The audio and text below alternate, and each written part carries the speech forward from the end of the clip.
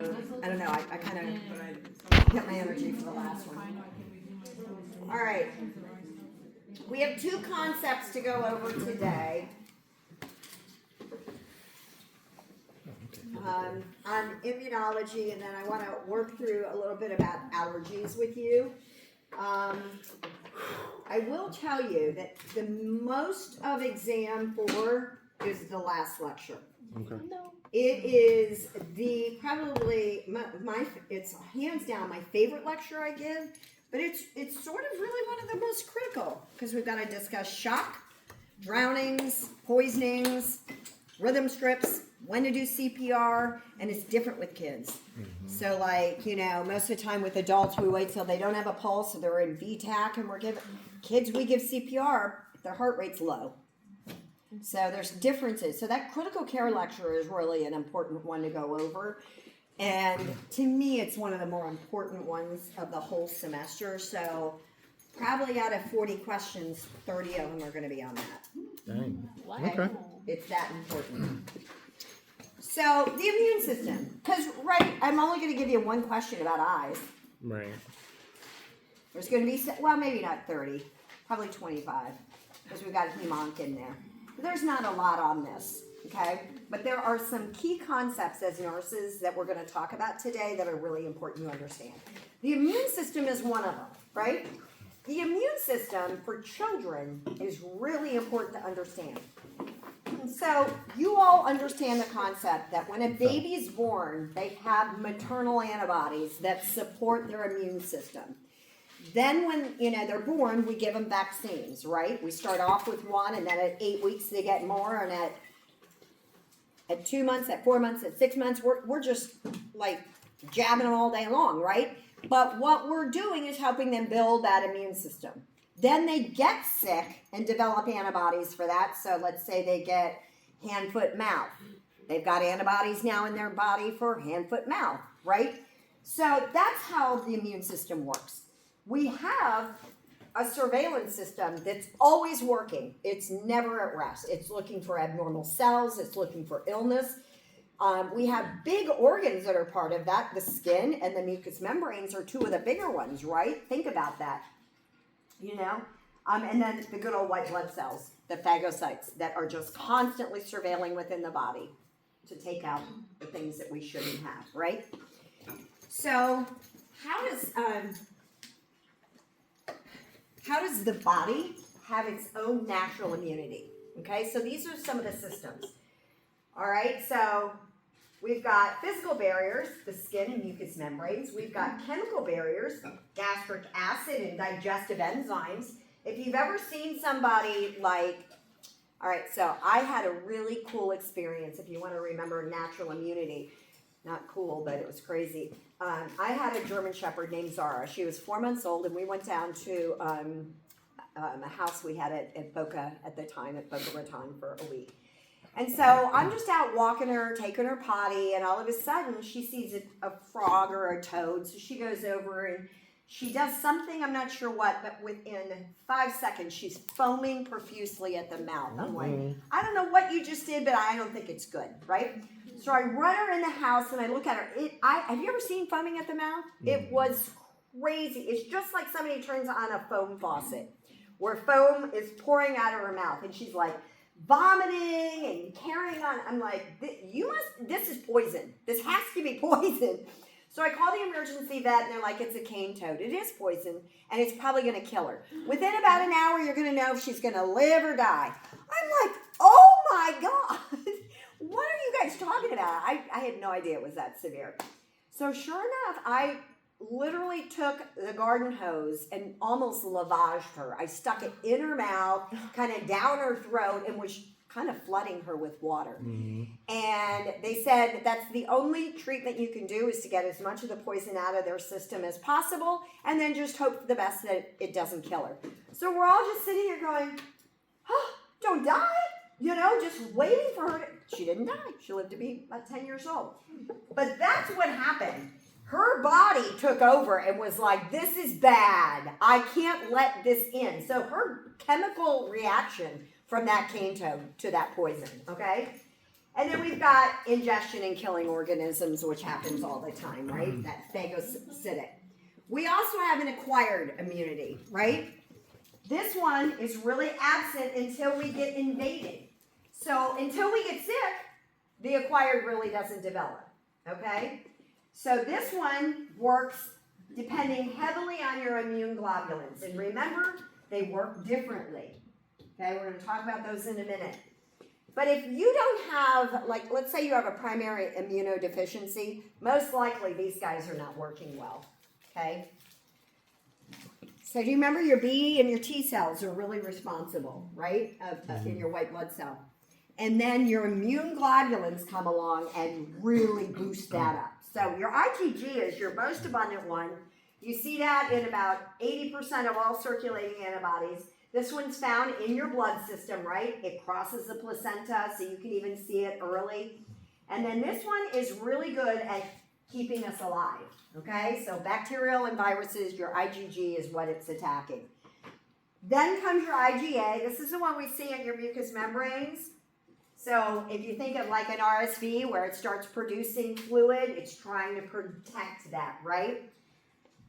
And then your IgM is mainly in your blood and your lymph tissue, and this is the first one to respond to an infection. And this is a prominent one formed during the neonatal intrauterine infections, like a group B strep or something. So do you know that you can test your IgG, IgA, IgM while you have an infection to see where you are in that infection based on who's responding first? You can, okay? So we give immune globulins to those kids who have autoimmune or rheumatoid type disorders to help bolster, kind of it's like giving your immune system some steroids, okay? So what happens? A lot of times we don't know what triggers a child to develop an autoimmune. So why do they develop rheumatoid arthritis or lupus or some of these other things? Most often what we find is it's triggered by some sort of either a bacterial or a viral infection that starts it, right? So there's also some other things, right? Hereditary does play a component. There is a hereditary component to autoimmune disorders. So we have to kind of be aware of that. Also, sometimes even the hormonal shift to puberty can trigger some of these. The rheumatic component, whenever you hear rheumatoid, all of these are all based on what type of a response the body's having. Inflammation. Remember that. You'll see that again. You'll have to write it down. Make sure you can spell it. I know, right? Inflammation. So, you know, if you think about that, to me that makes it so much easier. If you think of all of these are going to be derived from inflammation in the body, so you know what your symptoms will be. You know what your treatment's going to be because you've got to deal with that, okay?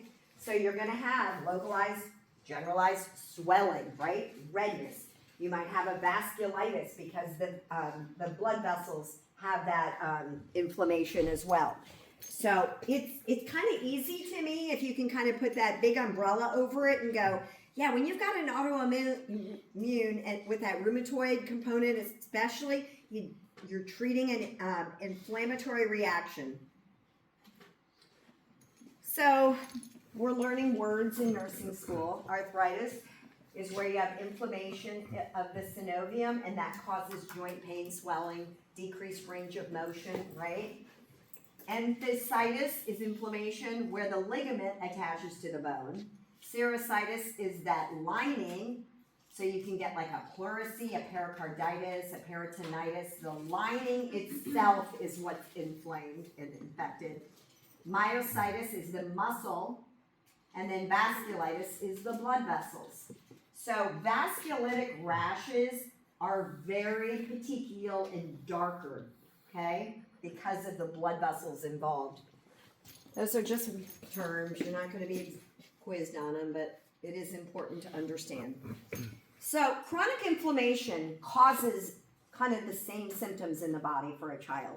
So they don't grow and develop like they should. We can, that makes sense to us, right?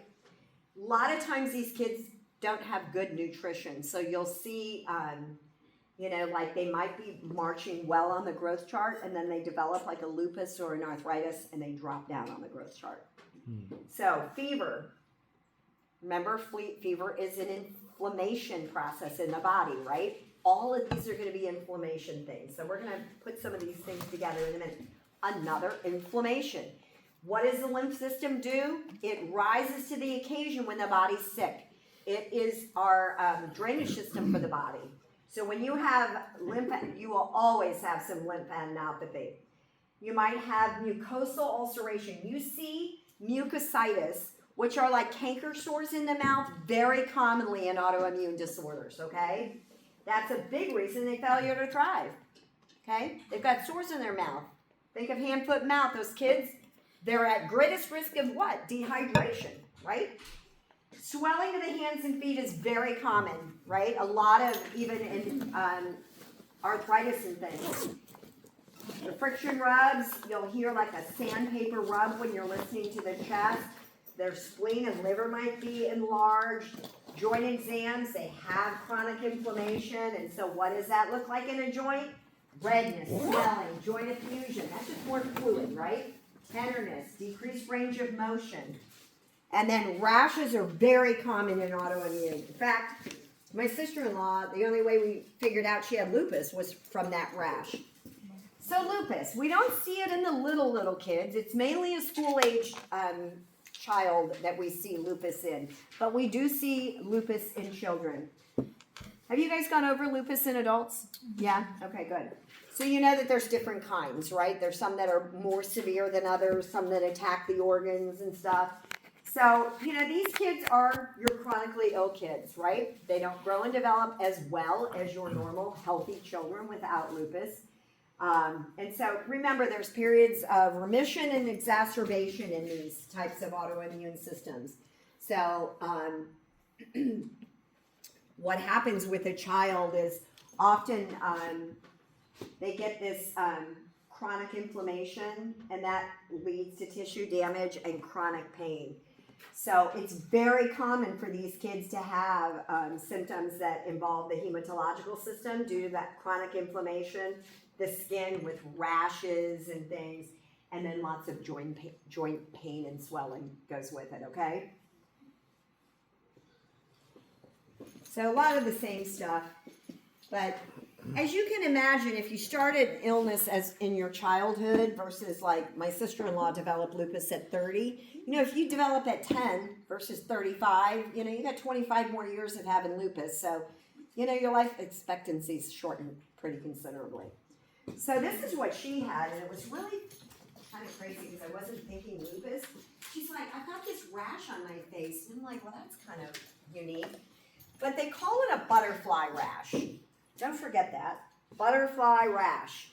Because it goes over the eyebrows here, comes down over the bridge of the nose, and then fans out over the cheeks. So that's a butterfly rash. You'll see that all over NCLEX with your taking your boards with lupus.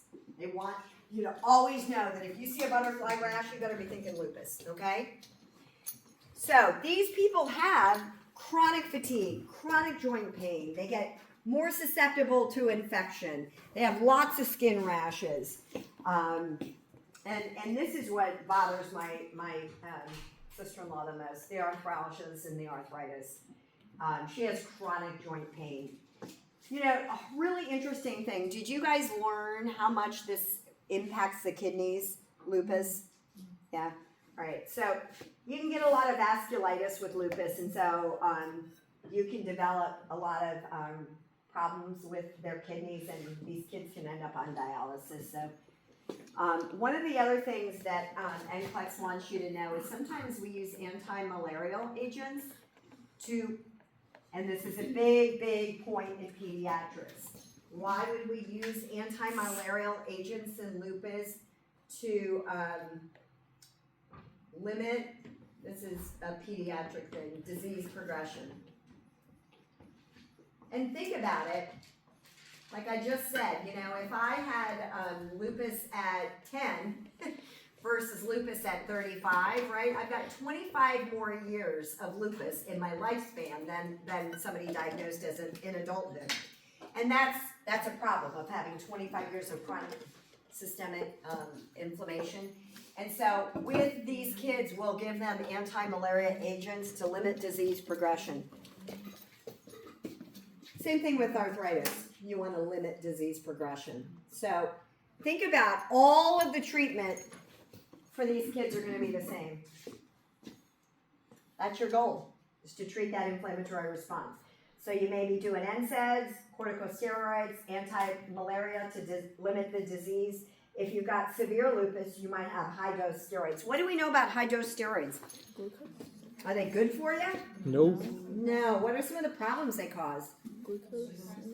Your bones are weak, brittle, your hair, you can get swelling, thins your skin out, can cause some blood pressure issues. So being on steroids for a long time is not great for you.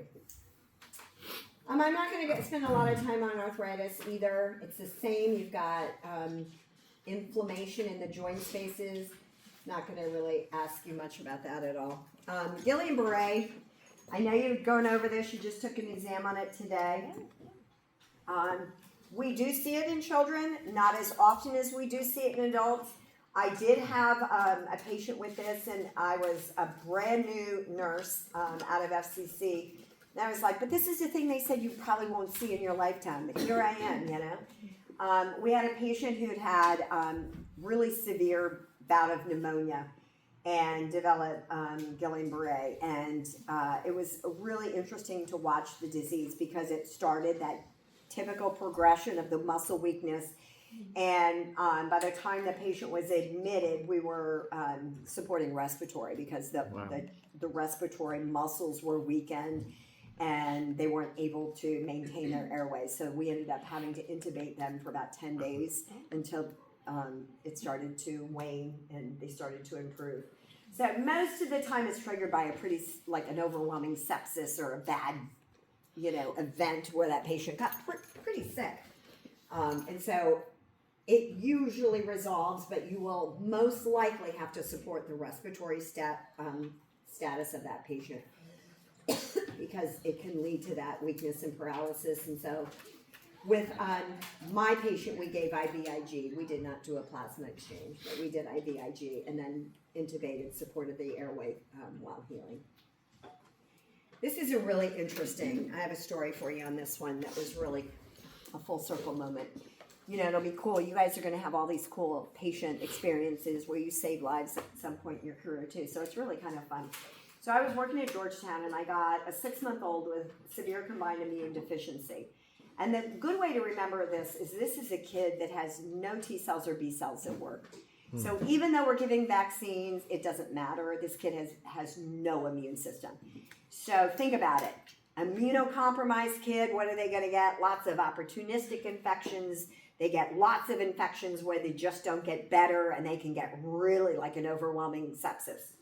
So I got Katrina in. She had had multiple infections and had just recently been diagnosed with SCID, and she was there for a transplant. So she went on my service for that. So we were doing cord and bone marrow transplant at the time, and we found a 5 out of 6 HLA match in a cord blood for her. And so we ablated her with chemotherapy, and I did a cord blood transplant, which is just like a blood transfusion. And then do you know how I know if the transplant takes? Does anybody know what I'm looking for? Huh? They don't die. How do I know if the transplant is not rejected? They don't What die. markers am I looking for to see that the bone marrow is now recovering and working? It would be a laboratory. Which one? CBC. CBC. So I do like telemarketer. So I do lots of CBCs. Okay. So remember I said last week that we ablate them. That's a word, ablate, okay? That means they go down to like 0.1 white blood cells. So how do I know if a transplant took? One day I'm going to have 0.2. Remember, yes! Yes, it took, right there. Because now I'm making blood cells where I wasn't making blood cells. and then the next day it might be 0, like, I can't, and and then it'll be 1.2. It'll be like, okay, we're trending upward, my graph took, okay? That's how you know. So with this kid, we ablated her, took her down to a 0.1, and we did a cord blood transplant. I'm doing a couple times a day CBCs to see if anything's happening. Nothing happened. So now she's still at this. So we're in trouble, right? Because we've ablated what cells she was making down to 0. So now she's at super high risk for infection because she has no ability to fight it. So we did testing of her 2 brothers, and her 1 older brother was a 6 out of 6 HLA match. So Dr. Anderson and I went into the OR. We harvested his bone marrow, which is one of the most crazy things you've ever seen in your life. Have you guys ever seen a bone marrow? So they give you needles that are trocars this big. So it's like a trocar. Do you know what I mean by that? Like it's got like a sheath over it. So it's about that long with a point on the end of it. And the patient lays on their stomach. And you're on one iliac crest on one side and the physician's on the other one. And you just keep stabbing it down. You pull out the needle. You attach a syringe. You pull out the bone marrow. And then you pull out the whole thing and you hand it to your person. And they have a hanging bag there, and you just keep doing it until you get a liter. No, so you just keep going. That you can't take more than 10 out at a time, so you just keep going back in. Just keep. Are they like put under? Oh yeah, they're put under. But let me tell you something. By the time you're done, you're like, God dang it. You're tired because you've been back in there like 50, 75 times in that bone marrow. So imagine how that bone marrow feels the next day. Recovery is probably awful. So sore. So sore. So anyways, we went into the OR, we collected her brother. He was a 6 out of 6 match, and it took. Within a couple weeks, it was working. So fast forward, my daughter she went to Middletown High School and was a swimmer, and she swam for them for states. And so we're sitting at the University of Maryland with the team, and the girls are down there swimming. And I look over, and I'm like, oh my God, I know the dad, and I'm like, that's Mr. H. So I kind of get up and I start walking over, and he looks at me and he's like, oh my God. And it was like such a cool moment. I hadn't seen them in like 7 years. And on the other side of him sat Katrina, cured of skin. And he's like, you know where her brother is? And I'm like, and he was swimming in states. So her brother had saved her life, right? Really a cool thing. So like I got to be his provider and her provider because I was taking care of both of them. So it was just a really cool kind of full circle family moment. But she's cured, healthy, 9, 10-year-old now. But this one will kill your kid. They have to be transplanted. It's the only cure. So what happens is they don't thrive. They stay really petite. They get all these really bad infections. Intractable diarrhea is a common one. Hey, but the opportunistic infections, these are kids that are severely immunocompromised. So just anytime you've got immunocompromised, you get weird things like fungus and stuff, okay?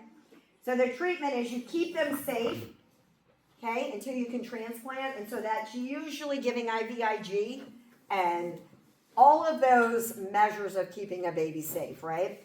So they don't go to the grocery store.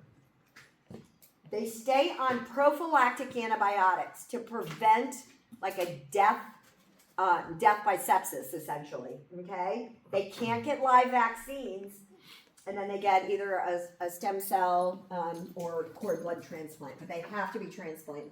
There's no other cure for it, okay? So I've had kids die from skin in my PICU before who we couldn't get a transplant, so it's not a good thing. You do not want that. Shoreline purpura is a vasculitis that develops, causes this significant rash that goes with it because of all of those, the dumping of the white blood cells in the blood vessels. And so they look pretty wicked. Here's sort of an example of the rash. Nice. So it's a non-thrombocytopenic palpable purpuric rash, which is crazy. Say that 5 times fast. But that's sort of the classic. And it's usually mainly on the buttocks and lower extremities, okay? They also have joint pain and swelling. and can sometimes present with like an AKI on their lab work. And most often we do nothing. We just wait for that to clear. Kawasaki's we went over. When it says rash may occur between 12 and 15 months, is that saying of age? Is Yes. when you usually see it? Okay. Yeah. So, not a ton for children that you need to worry about for the autoimmune, and a lot of it is kind of going over what you've already gone over. So just to kind of talk about the differences and what it looks like in a child. Allergy is a big deal in children. Allergies, I think kids experience almost more allergies than adults. If you think about it, kids are just experiencing the world out there for the first time. So, food allergies. You've got an infant that you're trialing food with, and so you just see a ton of allergies with these kids. So let's talk about allergies, because this is a really important concept. There's several questions on your exam about allergies, because we've got to recognize the bad parts of allergies. So, when I see somebody coming in for an allergic reaction, it's usually pretty dramatic. I'm an ER nurse, so I see a lot of acute allergic reactions. And you have to do what? Move fast with those, right? Because that reaction is continuing to develop until we do something to arrest it, right? If they've ingested something, as long as it's in their body, they can still be reacting. If they inhaled something, contact and things. So we really have to move quickly. So you can watch anaphylaxis develop in seconds, in just less than 5 minutes. I've gone out to triage to bring somebody back, and they really don't have a lot of flushing, and by the time I get them back into a room, they're completely flushed red. So we've got to move quickly, and there's a couple of concepts I really want you to understand, okay? So let's start with food allergies.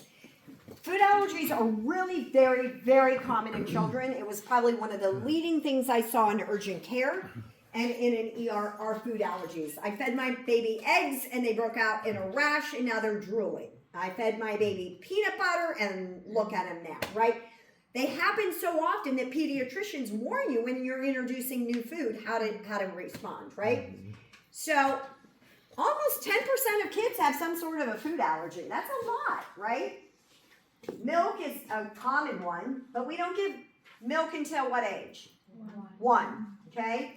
But we find that there's a lot of just protein, like soy and wheat and things that are in formula. So sometimes you'll have kids that they don't tolerate it. They're really crabby. They get colicky. They have some nausea, vomiting. They might have more reflux. They might have more diarrhea. And then we switch formulas and it gets better, right? Yeah, and nut allergies. Nut allergies are that one allergy that pretty much sticks with you for the rest of your life, and that is a severe allergy, right? So, the food enters the system, and usually within minutes, you start responding, okay? If it's a GI reaction, just like with Zara, my dog, vomiting, right? She was purging that as fast as she could. A lot of times, if it's anaphylaxis, we're going to see hives, flushing, facial swelling. What is the really scary symptom that we have to watch out for? Respiratory. But it's going to be described in a variety of ways. So let's talk through those ways. Throat itching, is that scary? Yep. Throat closing. Oh, yeah. Lips tingling. Yep. Drooling. Yep. Tingling in the back of my throat. Yep. Anything to do with their airway that they say feels abnormal, you better be thinking this could be progressing to anaphylaxis. Because normal allergies don't cause anaphylaxis. I can have an allergic reaction to grass where I might wheeze and have a rash and start sneezing or coughing. But I shouldn't go into anaphylaxis from that, right? So anytime you have these things, the facial swelling, the mouth, throat itching, any of that, you better be thinking anaphylaxis. That's the key difference. Rash moving up to the thing. Yep. Any funny feelings. You'll have patients say, I don't know, my it feels tingly in my neck. Kids describe things weirdly. They may not say the words that you know, like my throat is closing. Very few people describe it that way, even adults to me. I'd be like, what's your throat feel like? Is it closing? They're like, no, it's really itchy. I'm like, oh, that's not good, right? So don't let NCLEX fool you with that. Anything airway that they describe to you is a sign that you might be progressing to an anaphylactic reaction, okay? And then wheezing, when you hear wheezing or audible wheezing, oh man, you're behind the 8 ball already. You cannot get those drugs in fast enough, okay? Now let's talk before we go any further. What drugs am I running to Pyxis for? Epi. Okay, we're gonna work through some meds here for a few minutes. All right, can I give Epi without my physician? Yeah. Yeah. Yeah, I shouldn't, but I will, right? So kids are usually 0.1 to 0.03 is your dose, is your usual dose. All right, what other drugs am I giving? There's one before that. Okay, what antihistamine am I giving? Benadryl. Would you give a vasopressor too? Nope. Okay. Ned? Maybe. All right, next is the steroid. Oh, right, for the And then inflammation. if I have a respiratory component, I will give a neb. Okay, so if I'm wheezing, Strider? if I have stridor, and if I've got stridor, I might do an epineb, right? Because stridor is indicative of, you know the word I'm looking for? Right? All right. I give this. How long do I have to monitor my patient for? How long does epi last after I administer the dose? It's only an hour, right? Hour. 60 minutes. Where should I be 60 minutes after giving an epi to my patient? Next to them, making sure that it's not Probably rebounding. at minute 50, I should be at the patient, right? Making sure they're not having any rebound effect. Okay? We're going to work through this because I want you guys to really understand this. So if epi lasts for 60 minutes, I don't want to walk into the room at 60 minutes. I better be walking into the room about 45 minutes before it wears off, right? To make sure that they're not having a rebound effect. To check for rebound, okay? But I can't discharge the patient for at least 2 hours after I give it.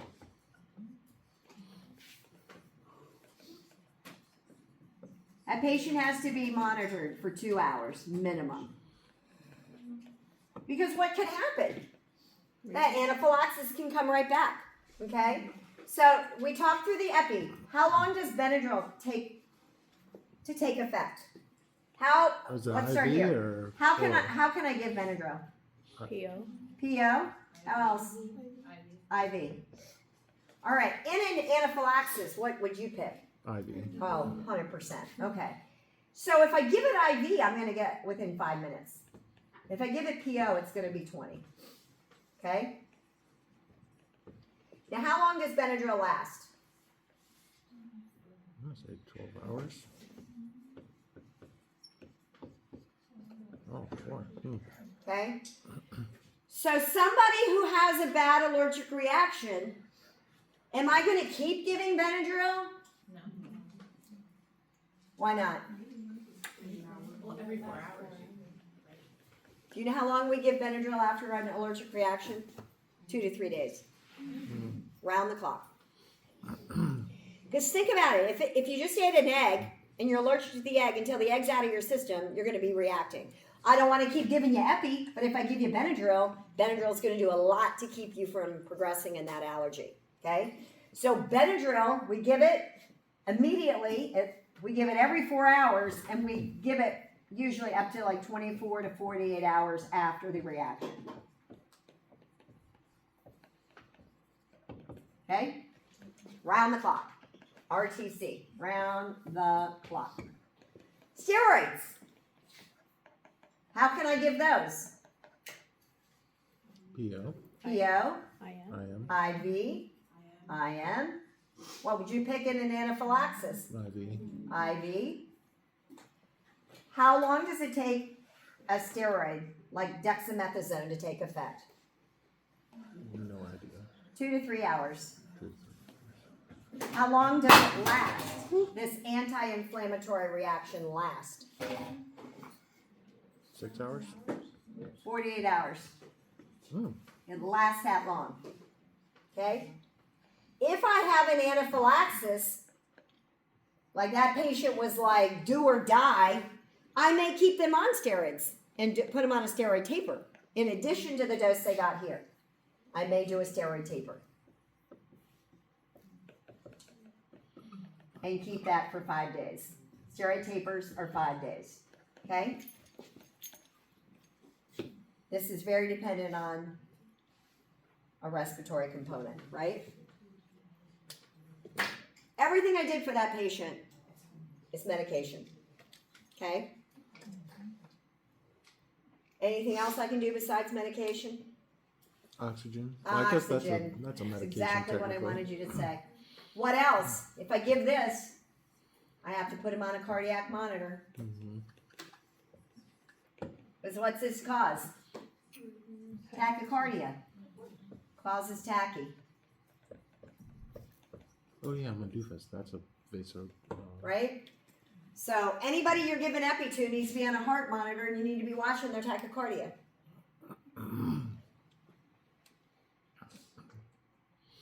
You'll want to put an IV in. But I may give epi. I may shoot it right IM, give you a dose of PO Benadryl, and get my IV and then do IV steroids, right? Because this is a two-man job. This is not a one-man job. Normally what happens is one nurse is doing this while the other one's running to Pyxis to pull the drugs. And then, you know, like I'll give a shot of epi, and that's often IM. And then, you know, a lot of times parents have given the Benadryl before they came. I've had kids drink whole bottles of Benadryl before they get there. And we're like, well, now we've got to call poison control. This is great. You know? So you really need to understand that anaphylactic reaction. It's really, really important in how to treat it.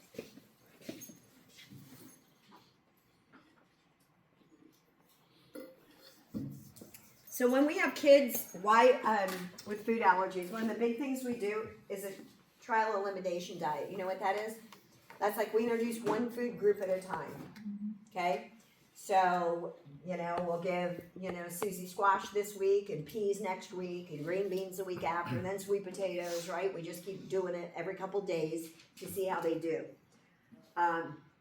You know, sometimes it's not a true allergy. It might be an intolerance, right? But the biggest thing is once we determine a food allergy is they have to stay away from that, right? Medical alert bracelet if it's a true anaphylactic reaction. And then we went through the treatment of it. We do skin prick tests. Have you guys ever been through something like that? Mm-mm. Yeah. I had to take my son through that. It was terrible, but this is what it looks like. They take a board and they put like 40 needles injected with all of these things, and they put it on the back of the individual. And whatever they have like a reaction to, then they usually inject that in the back of the arm. And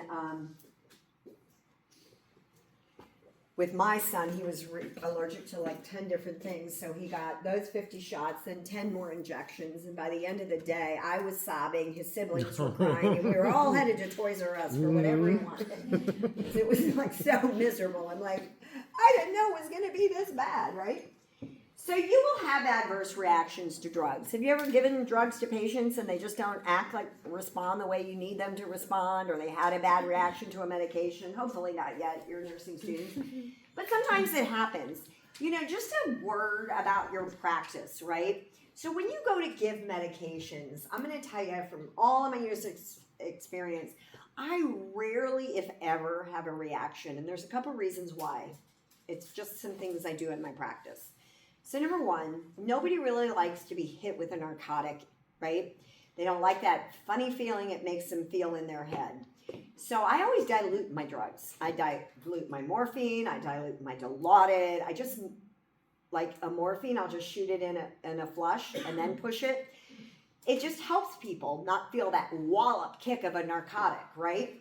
And so I don't get a lot of adverse reactions. If it says to give it over 1 to 3 minutes, I'll give it over 5. I just slow things down. I dilute things. I think things through. I like really check my meds. 3 pediatric medication errors, they happen 3 times more likely in children. So I think that has made me a more cautious adult provider as well, is because I'm checking every dose 15 times for a kid, right? And that's just how my practice has been set up. So if you just slow down, dilute things, give it over time, ask lots of questions, your patient should do okay with most medications. So an adverse reaction is sort of an unwanted negative reaction. It's not an allergic reaction. When you look at patients, you will find some people have like 50 drug or medication reactions, and you're like, oh, no, you don't. Right? You're like, really? Do you have fibromyalgia too? That's nothing against that. I'm just saying. Something we say in the ER. It's kind of a running joke. So kids are mainly allergic to antibiotics, right? Most people have a drug allergy if they don't have a food allergy. Those are the 2 big ones we see, right? So drug allergies can be pretty intensive. If you've ever seen a Steven Johnson syndrome or a serum sickness, you're just like, whoa, those kids are sick. My daughter had serum sickness, and I got to blows with her pediatrician because I was so scared. He was like, she's fine. But drug allergies are bad. Sometimes it happens right when you're giving it. You're like, what is happening? You're having all of a sudden they're like, I don't know, but that hurts. I'm itching. You'll see a red streak go up their arm. Then sometimes it's delayed, and it'll be days after. Sometimes it can be weeks after starting an antibiotic.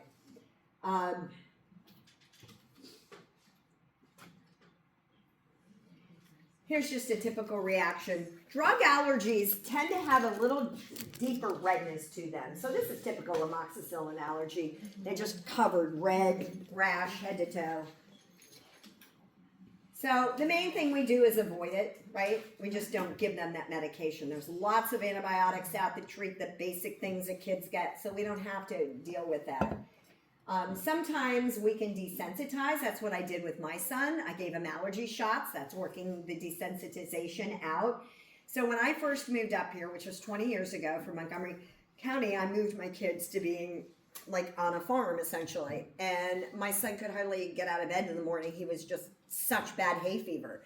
But we kept the allergy shots going. He married the farmer's daughter, and now he bales hay with the farmers. So you can desensitize. You won't from peanuts, right? You'll always be allergic to peanuts.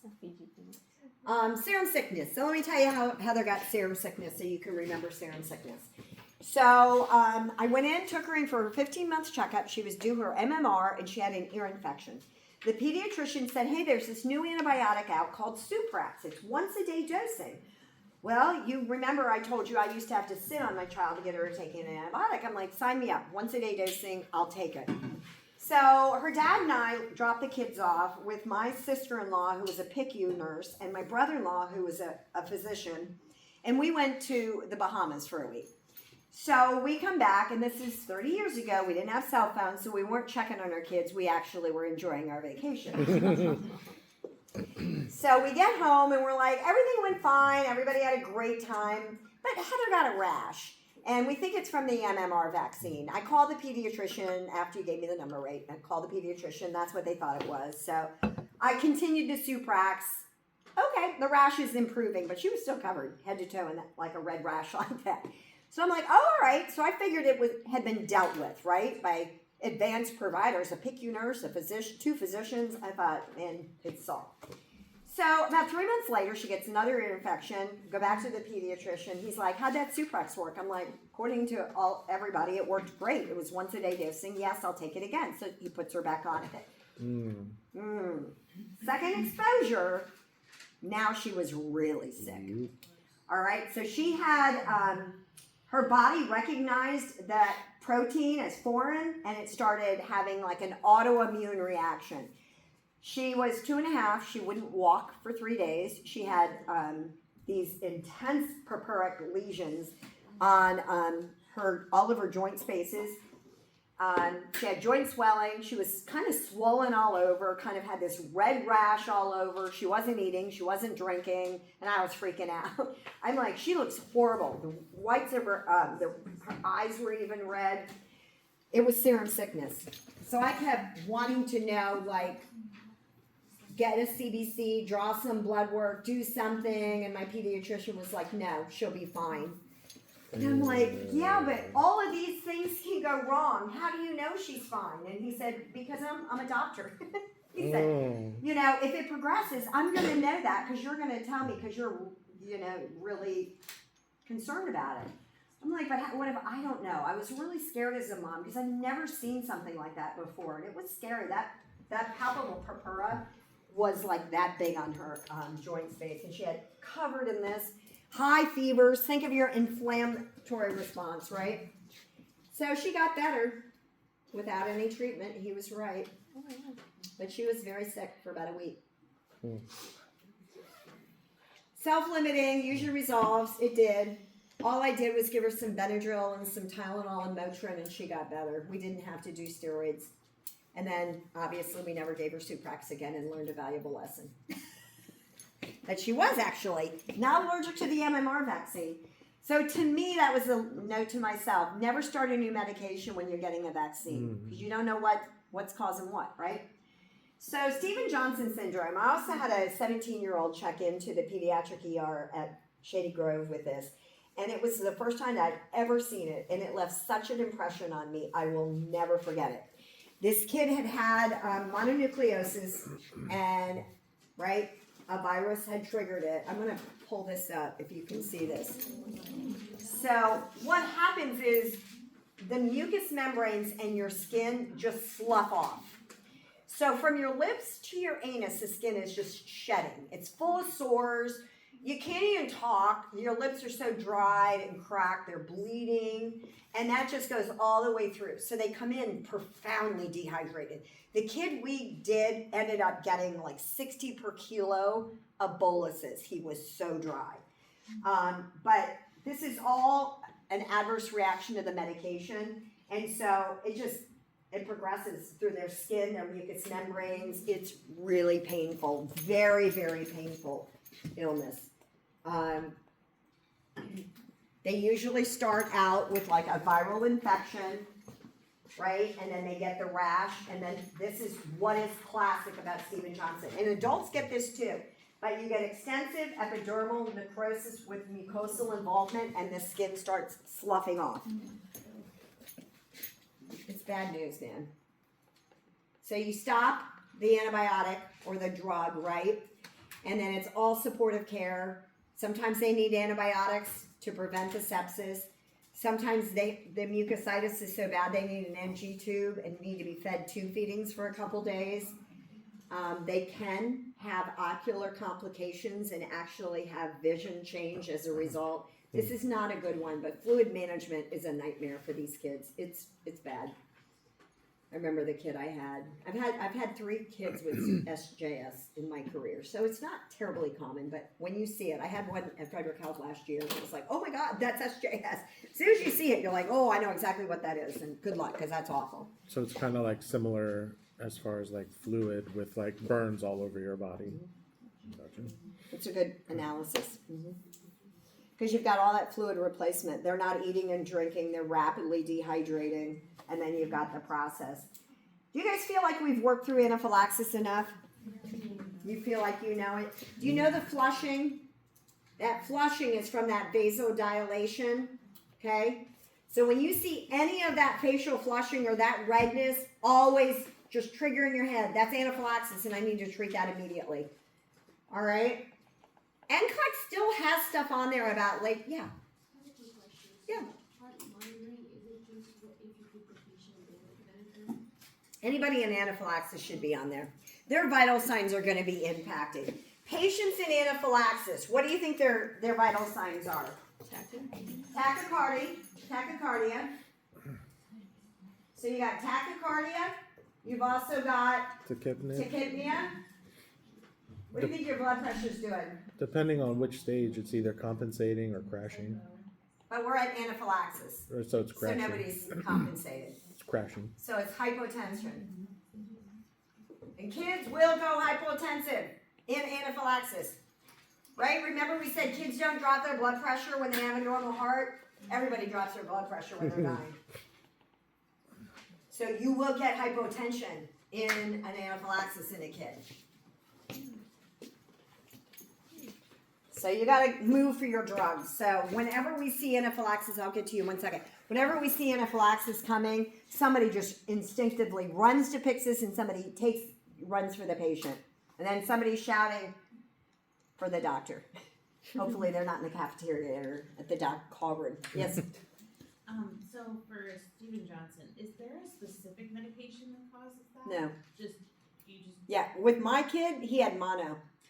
It was the viral infection that had triggered it, and then he had gotten a secondary throat infection, and they put him on an antibiotic, and then he got it. So he had been really sick for a while because he'd had the mono, and mono makes you really fatigued. You don't eat and sleep. You usually have some weight loss, so he had that going on, and then got it. He was so sick. He was 2 weeks in the hospital. Wow. He was 2 weeks. So this is still on NCLEX. They still ask some questions about latex allergies. Even though, 20, 30 years ago, we kind of figured it out and got rid of latex for the most part in the hospital. But with kids, there's this cross-reactivity of latex allergy with food allergies. So that's where they kind of bring it back in and say, hey, latex allergies. You could be allergic to latex and be allergic to pineapple. So they kind of want you to know that, like if your kid's allergic to latex, you would be cautious on it when you do these food groups, right? So they still ask questions about latex allergies. Believe it or not.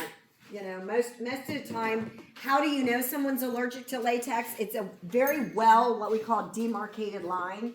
So if they have tape on their arm from an IV, wherever the tape was is where the allergy is. Same thing with gloves. The hands are red because the gloves were on the hands and they have a latex allergy. So it's not a big deal, but for some reason they still have it on there.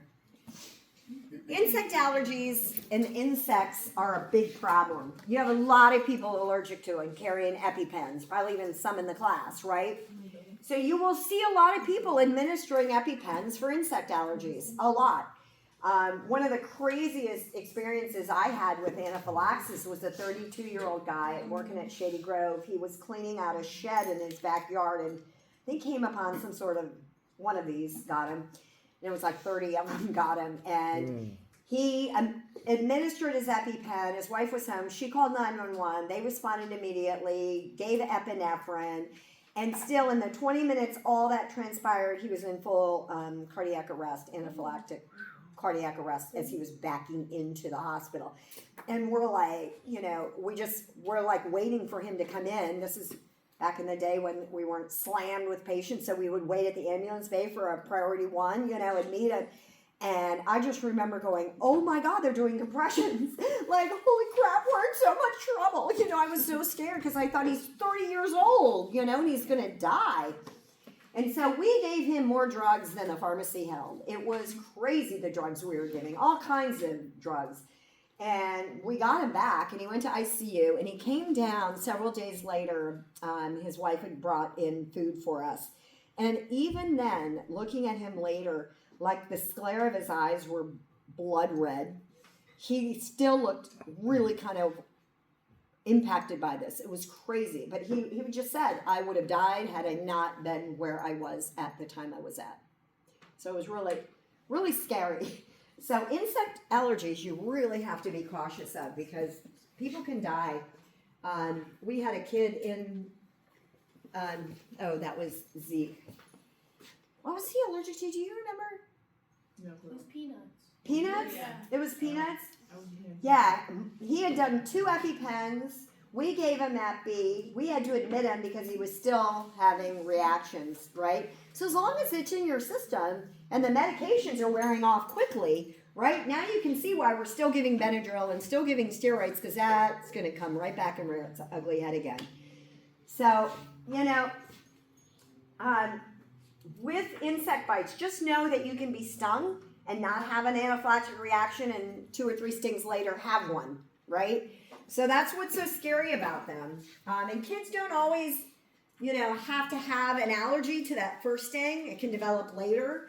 So, you know, kids are stung more frequently than I am. I laugh about this at my pool all the time. I'll be swimming out with my grandkids, and there's wasps and things. They come in and drink water from the pool all the time. So I just say to the kids, ignore them. Pretend they're not there. Kids can't do that, can they? So like, oh, there it is, you know, and then you fly right into the path. You dump into the path of the flight, and then she stung on the cheek. I'm like, you should have just stayed clear of it, you know? Like, what are you doing now? We're going up for the baking soda paste, right? So they just get stung a lot more often because they move fast, they're out in things, you know. I know better than to stick my nose in the rose bushes. There's going to be bees there, but that's what Sailor did and came out with a wasp sting on her cheek. It's like, oh, great, here we go. So usually there's a history of a bite. I was like, no, it didn't sting you. She just, yes, it did. I'm like, all right, I believe you. You know, and then I looked, and sure enough, there was a little stinger sticking out of her cheek, you know.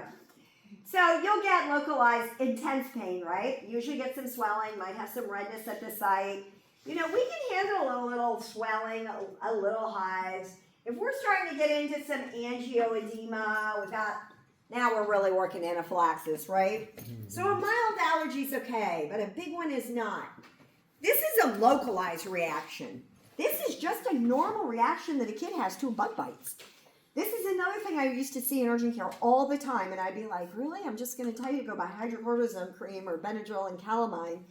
This is what kids can have just from an insect bite. This can be like, you know, any kind of a bug bite. Mosquitoes can look like this.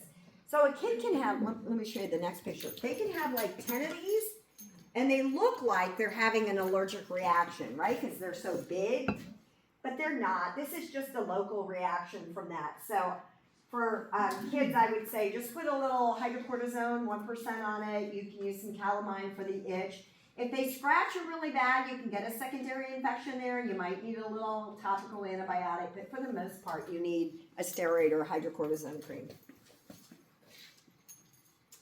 And then hives. I just wanted to mention, do you guys know hives can be really little, they can be really big, they can cover your whole shoulder, or they can be like dots.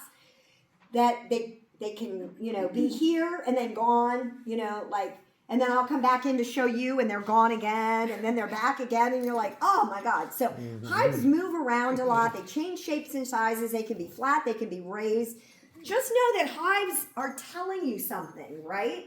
The thing that's weird about kids is kids can just get hives. Like Sailor's had just urticaria twice this year at school, and we cannot figure out what she's reacting to. Does it? Right? It's weird. Kids' skin is very reactive, so you'll see a lot of hives in kids. So for insect allergies, the treatment is to clean the site. We always soap and water the site. Cold compresses. I'm a baking soda paste kind of girl.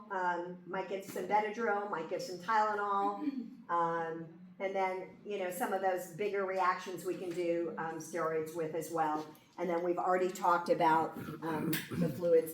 And don't forget, they usually do end up with some IV fluids as well, just to support the vasodilation and the circulatory collapse that could happen. So we kind of boost them up with some fluids so that doesn't happen. All right? All right. Take 5 minutes. We're going to work through a couple case studies. And I also have these. I don't know if you guys want them for last week and this week. For last week and this week. Said that wrong. As well.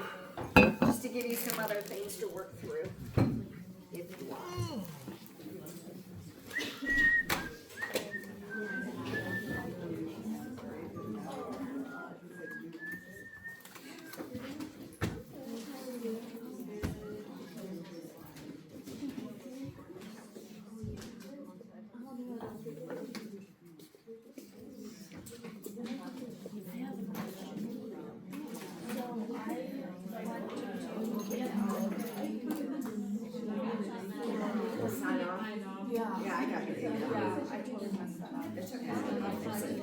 And then I also wanted to tell you that my grandma we're raising up airplanes too, and it's not exactly me too.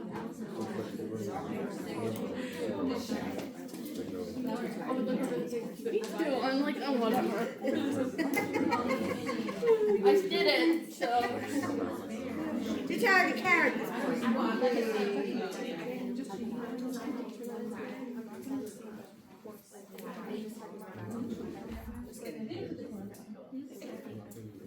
I wouldn't do that to you. I'm like, of all things I could do, I would. You'd have a lot of explaining to do. I know.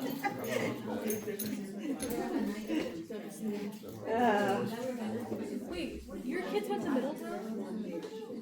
What year did they graduate? They're old. Older than me? They're 30. In their 30s? So I. Yeah, my youngest is 32. Because you're in Middletown, though. Yeah. Yeah, they went, gonna make me sound too old, Jada. Yeah, they're 32, 34, and 36. So they graduated in 2006, 2009, and 2011. Yeah. Yep.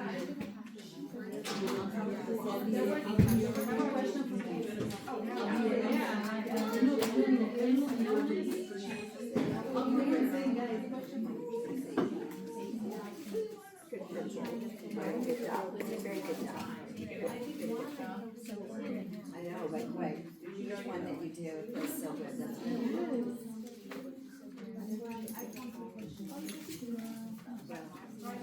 We're a team. That's right.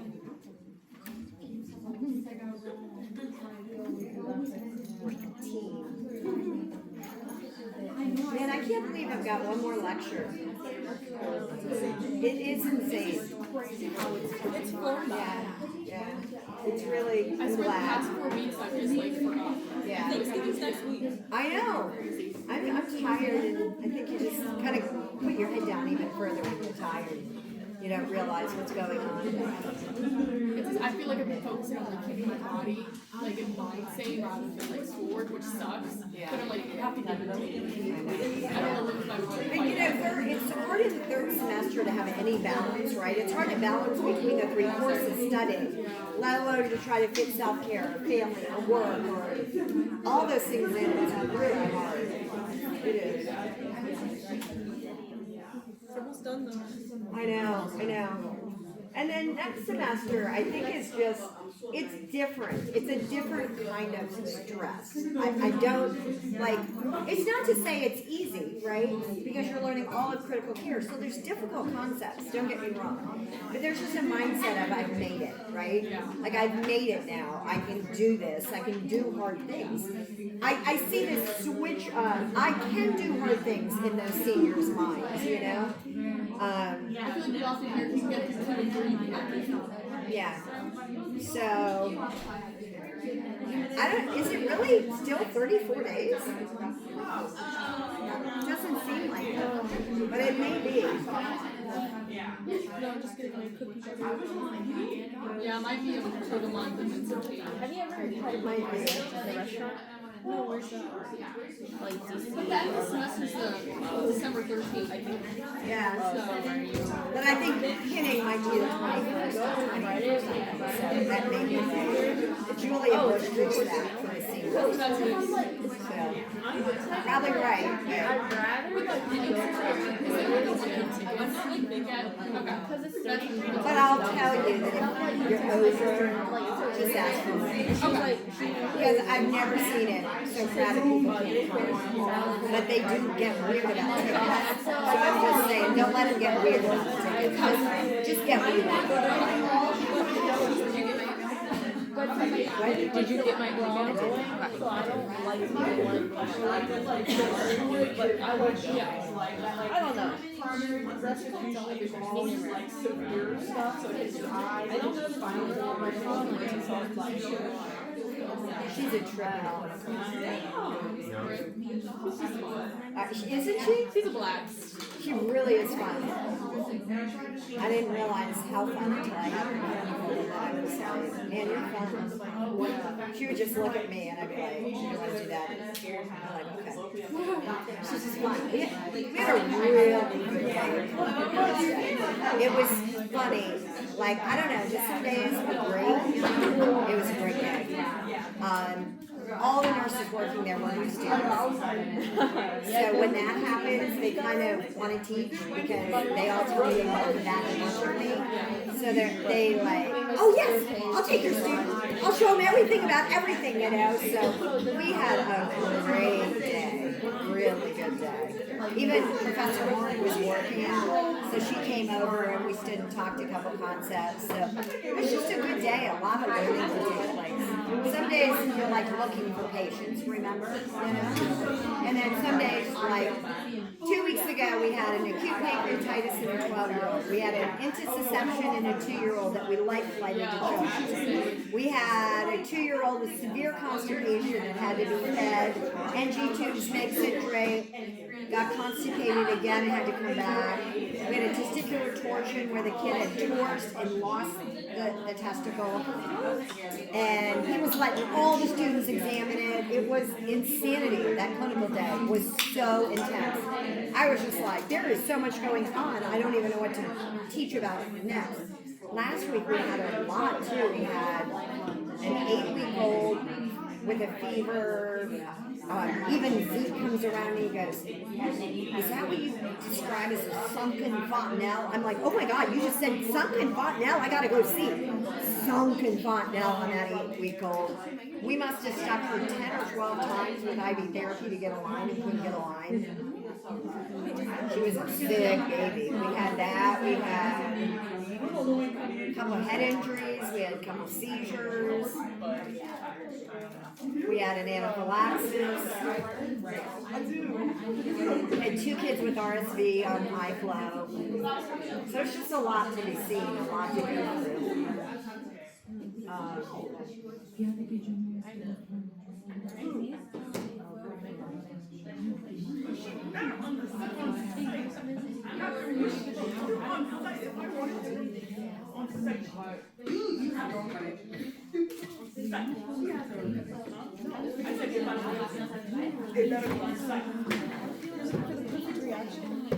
For what? I ain't getting it. I ain't getting it.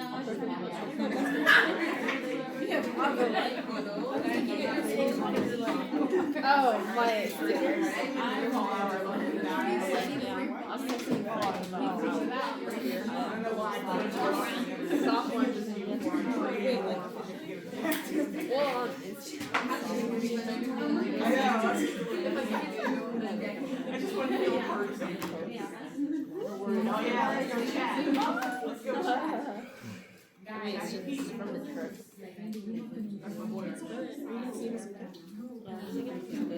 Today? Did you? I paid for this subscription. No, probably Wednesday morning. You can upload files. It's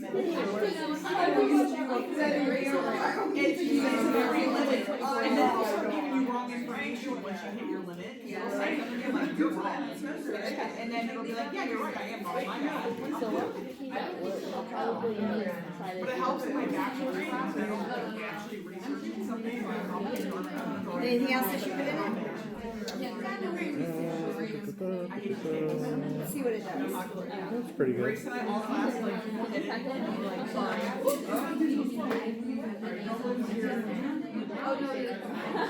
And Oreos. Yeah, I have like. have you like taken your pen? If mine's completely charged and I try to break How they packed it and made it and so I was like, really? it will, I have to go really slow and then it goes all the way where it's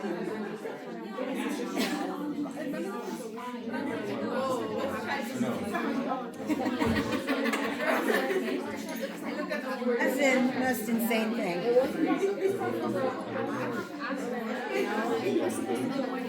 All right, let's start back up. Couple things. I don't know how all of you study because I haven't had the privilege of sitting with you in my office. Some of you I have. But I just asked ChatGPT to create a case study for pediatric nursing students on anaphylaxis. Include assessment findings, vital signs, signs of shock, medication and treatment priorities, and create 10 questions to develop critical thinking. I pressed go, and it produced this in under 30 seconds. Let's look at it. So now we've got Mia, who's a 7-year-old, 24 kilo, medical history, eczema. What's that tell me? Probably got allergies. Even though we don't know them, she's only 7, she's got eczema, she's probably got allergies. At school, she accidentally consumed a cookie containing peanut butter. 10 minutes later, she developed symptoms. EMS was called, and you're a receiving nurse at the pediatric ER. This is cool. I like it.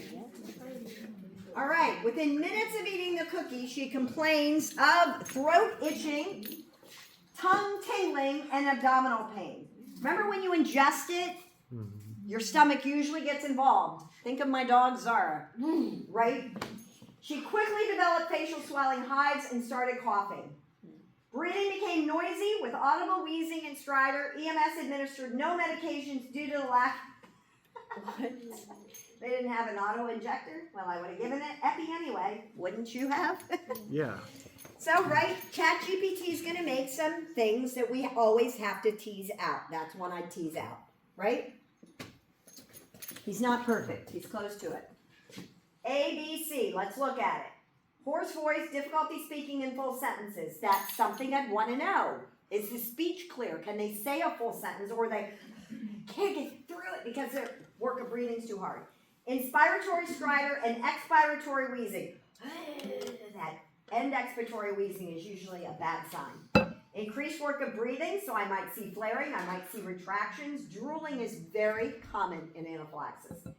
I'm now my SAT's 88. So remember you said earlier, would you give a neb? You'd give a neb now, wouldn't you? Right? We have the respiratory component with the wheezing, the hoarse voice. We've got it. Circulation, skin is cool, pale, generalized hives, cap refill is delayed, weak peripheral pulses. This is delayed because we're vasodilating because of this, okay? Now I'm anxious because why? I'm having trouble breathing. But she seems sleepy, it isn't acting like herself, okay? Vital signs, let's see if we've got those indications. Everything we said she has, look at that. Says it even here. Tachypnea, tachycardia, and hypotension. And she's got hypoxia. That kid's in trouble, right? We've learned that by the time we get here, that kid's in big trouble if this is starting to decompensate, okay? So the signs of shock that we see are hypotension, tachycardia, altered level of consciousness, cool, pale, clammy skin, delayed cap refill, weak pulses. Those are all signs of shock. And respiratory distress. You guys, could you have picked those up as clinical manifestations of shock? Yeah. If I gave you those vital signs, could you have picked that out? Oh, yeah. That's the apply analyze part that's tricky, isn't it? It is hard. So now we better figure out this diagnosis, right? We've got severe anaphylaxis because the kid's hypotensive. We've got respiratory compromise, and we're shocky based on those vital signs. So our immediate treatment priorities, Epi, Benadryl, steroids, neb. Let's see if we were right. IM injection, first line of epi. For Mia, that's a 0.24, okay? And repeat it every 5 to 15 minutes is needed for persistent symptoms. Airway breathing and support. Yeah, we didn't talk about that. You know, if they come back shortly, we have to give more epi, right? So sometimes we're given like 3 doses of epi. Yep. And at that point, their heart rate's like 200, okay? We're gonna put them on some oxygen. Probably start with a non-rebreather because I can't set up high flow right away, right? So I'm gonna crank her up to 15 liters on my non-rebreather mask. I may have to put an oral or a nasal pharyngeal airway in if the respiratory rate continues to decompensate. Circulation, I'm gonna start an IV immediately and I'm gonna give fluids. Because anaphylaxis is gonna lead to shock. So I better bolster my kid up so I can handle a hypotension and not crash my blood pressure. Does that make sense? Yep. So a 20 bolus, she's 24 kilos, she gets 480 cc's, and I will repeat it if signs of shock are present. So I expect her blood pressure to go up, her heart rate to come down, her respiratory drive to improve. I've given her oxygen, I've given her fluids, and I've given her meds. Now she may be more tachycardic because I gave her epi, but watch that influence of epi, right? All right, now I'm going to do a nebulized albuterol. I may even give racemic epi for that airway compromise, okay? Because that's going to help way more than that will, okay? I'm going to give my IV Benadryl and my methylprednisolone IV. Cardiac monitoring, frequent blood pressure checks. This is somebody who's on Q5. All right, so what is the priority intervention on her arrival? Epi. Epi. And why is this medication time sensitive? Because her throat's closing up. Airway. So why is it so important to give that epi right away? You don't want the throat to close. Yeah, because they're going into shock. So it's got to be your frontline drug. You've got to stop that allergy in its tracks. Based on Mia's assessment findings, what evidence indicates she's experiencing anaphylactic shock? Blood pressure, respiratory rate, and heart rate. And the skin. The skin, altered mental status, all of those symptoms. Yep. Why is IM preferred over IV? Quicker. Quicker. What are potential consequences if it's delayed in this scenario? He died. She died. Yeah. What assessments indicate she may require advanced airway support? Post-op. Worsening of her respiratory status. We already had nasal flaring. We already had hypoxia. We already had retractions. We already had drooling. We had stridor. We had all those things. If they don't get better and she continues to worsen, she needs an intervention. Airway, kids, okay? Why are antihistamines and corticosteroids not considered frontline treatment? First line, it's mainly because they need the epinephrine, right? You've got to stop that arrest immediately, but those are definitely right afterwards. How would you evaluate the effectiveness of epinephrine? Vitals and respiratory, right? She should get better right away, right? So she's, kid with anaphylaxis, you're in the room a lot initially to make sure they're getting stable. If Mia's symptoms do not improve after the first dose, what's your next action? Give them another. Right? We'll give up to 3. Explain the rationale for giving rapid IV fluid bolus and anaphylactic shock. Compensate. Vasodilation. Yep. You've got rapid vasodilation, right? So you've got to give some fluid. What education should be provided for discharge? Avoidance. Yeah. So this is how to apply critical thinking in your studying. Do you see how that wasn't hard to do?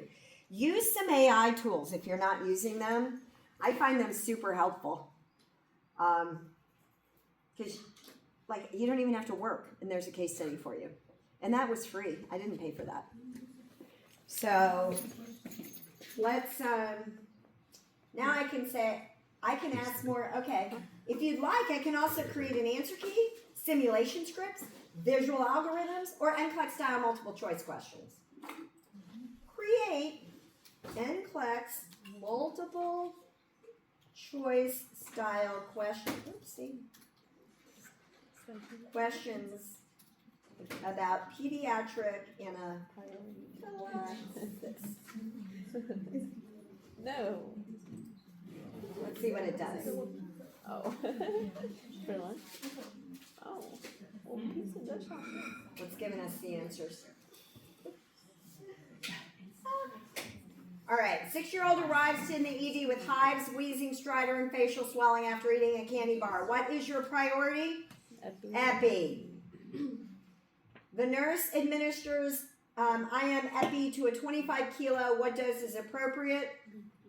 It's highlighted. It's 0.01 per kilo, so it's 0.25. You just go 0.01 times 2.5. A child with anaphylaxis becomes hypotensive and lethargic. Which intervention should the nurse anticipate next after epi? IV fluids. Yep. You're headed into shock. Which assessment finding indicates impeding airway obstruction in a pediatric patient? Stridor. Stridor is always a bad thing. A nurse is caring for a child experiencing an anaphylactic reaction. Which statement best explains why antihistamines are not the first? It's because they do not reverse airway obstruction or shock. Only epinephrine is going to do that. Think about it. What do we give people who have no blood pressure? Epi and fluids. Same concept, right? Think it. We put them on a norepi drip.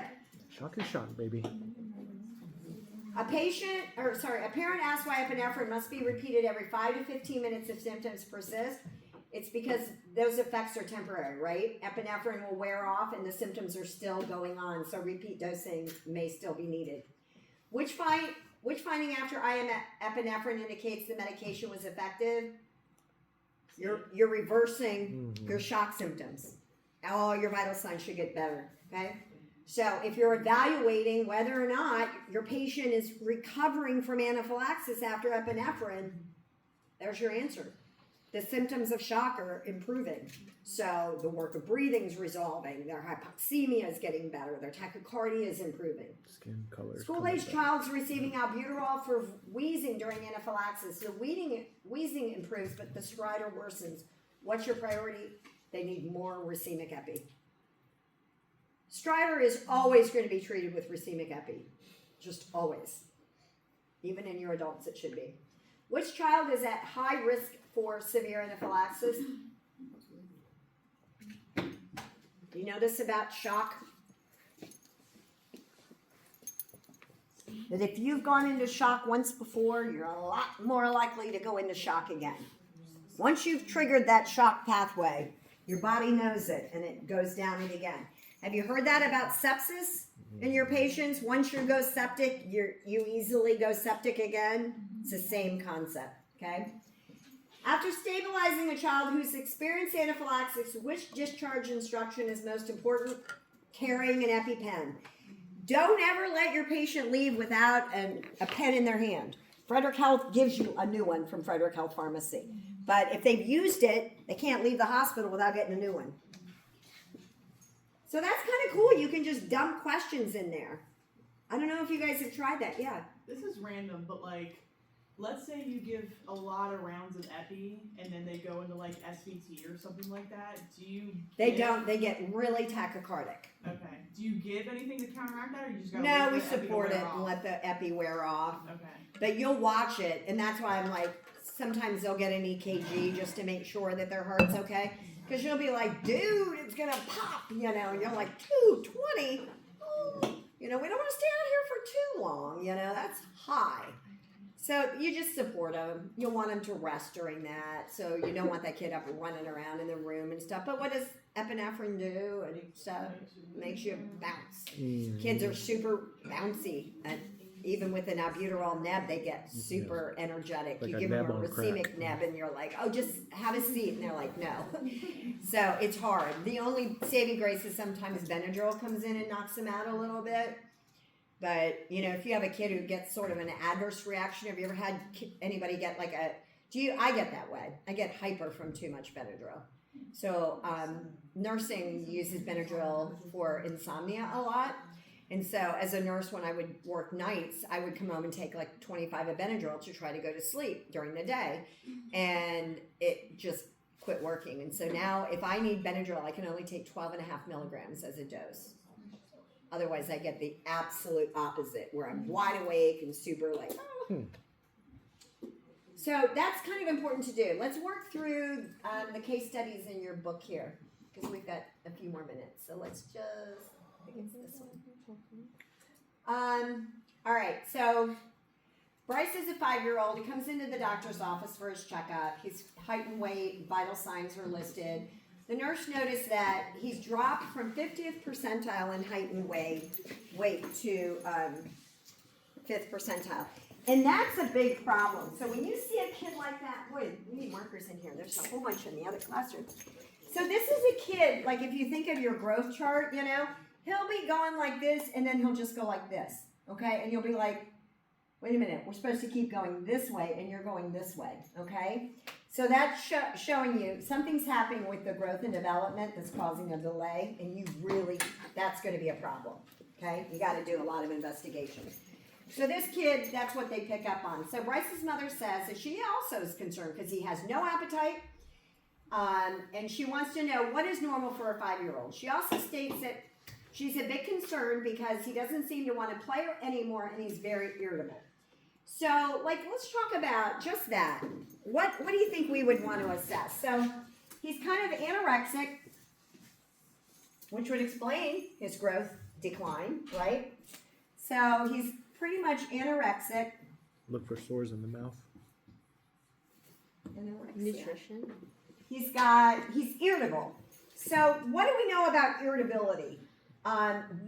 Irritability is a way kids express what? Pain. Okay? He's got delayed growth and development. And you're studying autoimmune diseases. Let's just help you out here, okay? Because if it's just general NCLEX, we're all like, could be a million things, right? Is that all? Okay. So what assessments would we want to know?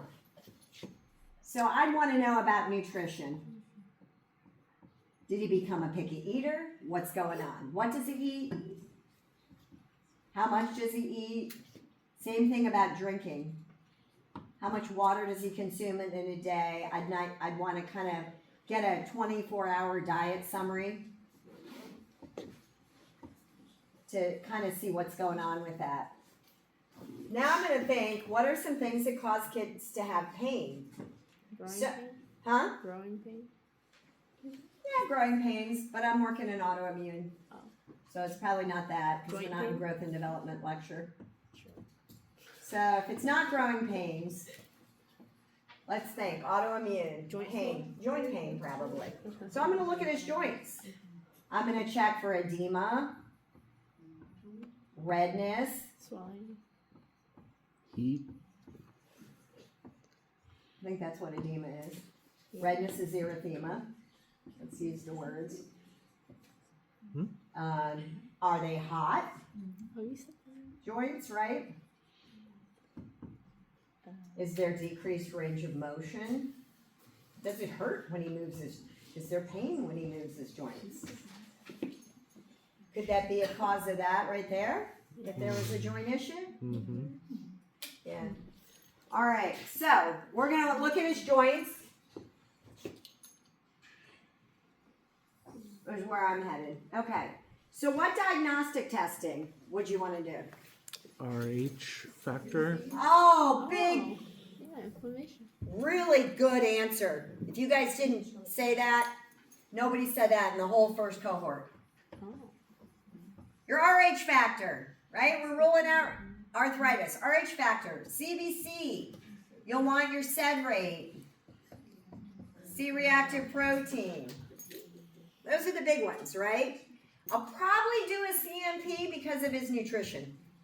That makes sense, right? Make sure, because he might have a low protein, he might have a low albumin, his calcium, his magnesium, his K might be down, right? K is a big one that's diet controlled, right? All right. He's diagnosed with arthritis. Yay! What would the nurse need to include in her teaching plan for this family? Pain management medication. Medications are big, pain management, keeping him healthy, right? What kind of activities would he do? He's a young kid. He's probably going to be playing in sports. So you're going to want to, maybe involve him in swimming and things that are less stressful on his joints, right? He's not a kid I'd put in tennis or something where you're constant, or track and field when you're running on your joints all the time, right? All right, let's look at the next one. LaWanda Green is a 9-month-old, come into the ER, brought by her grandparents. She has red raised bumps on her chest and her back. Grandmother states she became fussy, and that's when she noticed the bumps. All right, so what would be the emergency department nurse's priorities? You know what I ABCs. find about these case studies? They really give you very little information. Mm-hmm. I'm kind of like a little lost. I'm like, well, I don't know. I guess she's got red bumps. I might put her in isolation. I'm not sure what that is. Painful red bumps. Painful red bumps. Is that insect bites? Sounds like somebody has HSP. On the chest and back. Huh. All right, so somebody said insects? So it's a 9-month-old.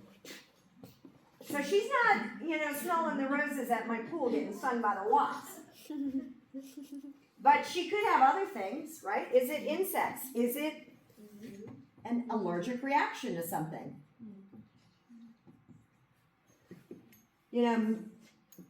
I'd want to know, is there anything been on the skin? Have you tried any new lotions, potions, any of that? Has the kid been sick at all?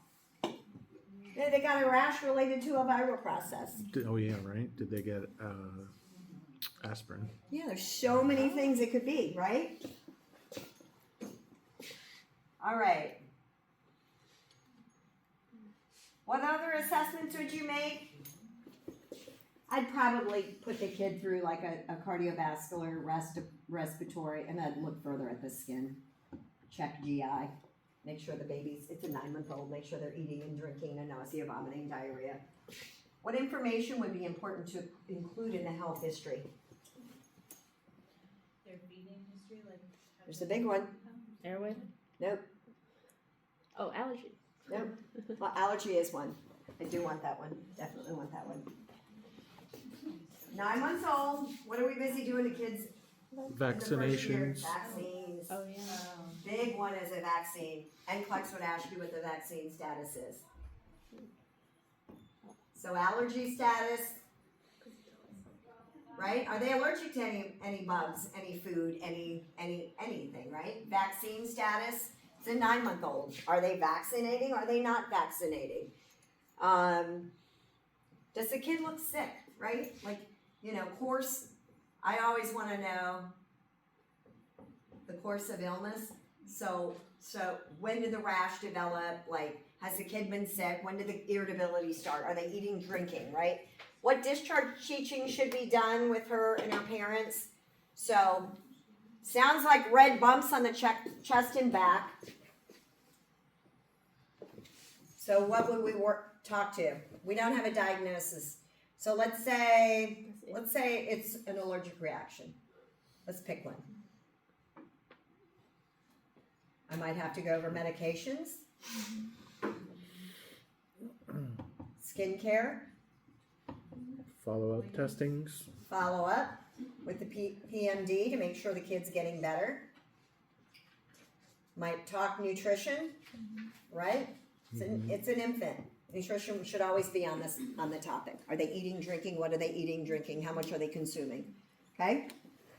All right, let's do the last one. The last sentence kind of shocked me. I wasn't prepared for him. So, Miguel is 14 years old. He comes to a free clinic complaining of prolonged course of diarrhea. The health history reveals his family recently immigrated from South America. He had several incidences of bad sore throats in the past 12 months. What's that tell you? Probably not a good immune system. When he injures himself, it almost always gets infected. Bad immune system. And he has diarrhea. Bad immune system causes lots of diarrhea. Lasting several days, at least a month. And then he states he sometimes earns money as a male prostitute. Time for an HIV test. Dun, dun, dun, dun. You're absolutely right, Scarlett. Full panel. All right. What other information would be important to include in his health history? Do you use protection when you History of What? STI prevention. yeah. Do you use it? What else? Fever? Um, If he has a Vaccinations. Wouldn't really say allergies for this one. So course of illness is important. Yeah. When did the symptoms start? They give you a little of it, but I'd like to know more about that. He's in the 5th percentile for his age, so definitely nutrition needs to be in there. And I would personally want to do a home survey. Well, yeah, sure.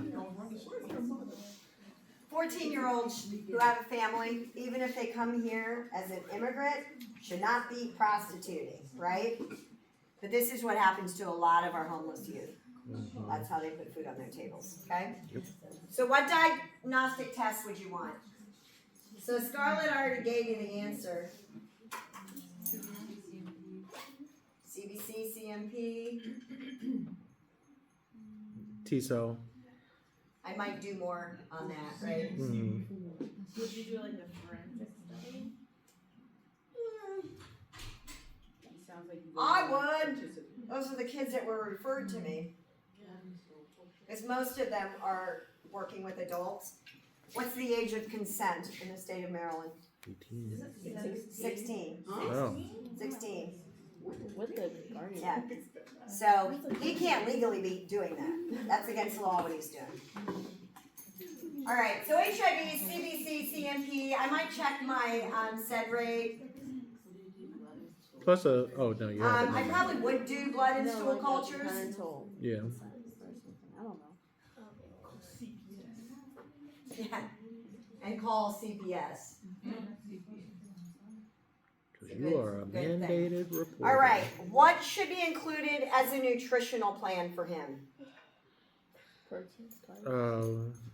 So these are the nursing terms we need. Okay. High calorie, I heard. Oh. What else? Protein. High protein. Actually, he would have fiber in his diet, even though he's having diarrhea. Hydration.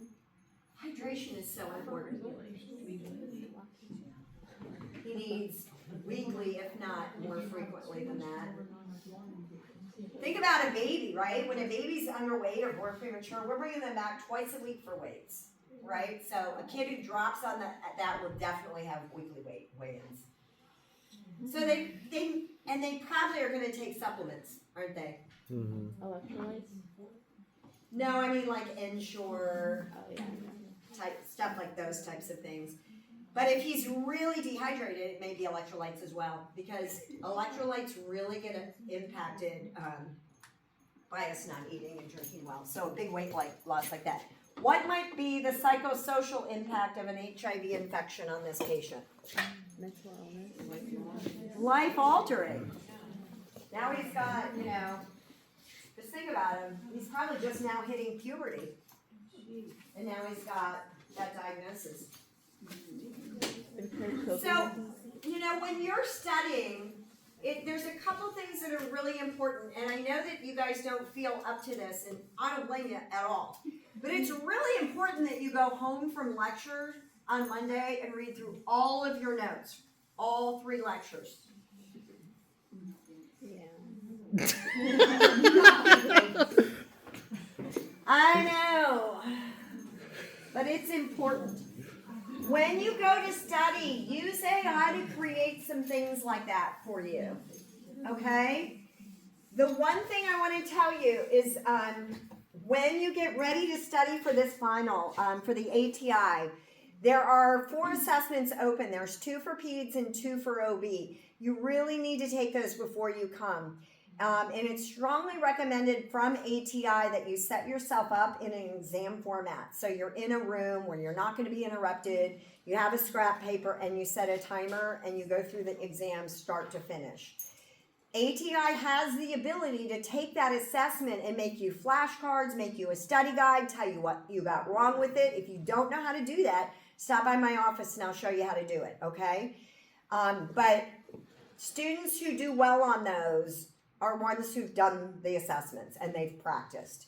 I also am opening up some more ATI practice, like little exams based on the current content. So there'll be one from today, there'll be one for neuromuscular, one for hemonc is already open. Do those 2, okay? So you know who passes their NCLEX the first time?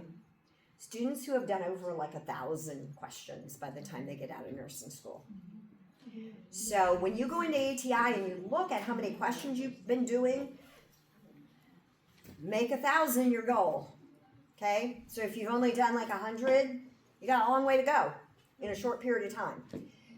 Questions, especially in the specialties like pediatrics, OB, and psych, they kind of ask the same thing, whether you look in course point, whether you look in ATI, whether you go to NCLEX. Like the certain things are important about those topics. And so if you're doing a lot of questions, you're gonna see those patterns, okay? So when you come in and see that same pattern in one of my exams, you're gonna be like, oh, they asked that same kind of question in ATI, or they asked it in the same way in course point. Where do you think Emily and I get questions in Exam Master for Peds and OB? Course point and ATI, okay? So when you're prepping for the last exam, study hard the Peds emergency chapter. Read it a couple times and know it cold, okay? And then when that test is over, set up the time to study for ATI, okay? Because you really probably don't have a lot of time between now and then, and you really should focus on the final exam, okay? All right. All right, I'm done. If you need me,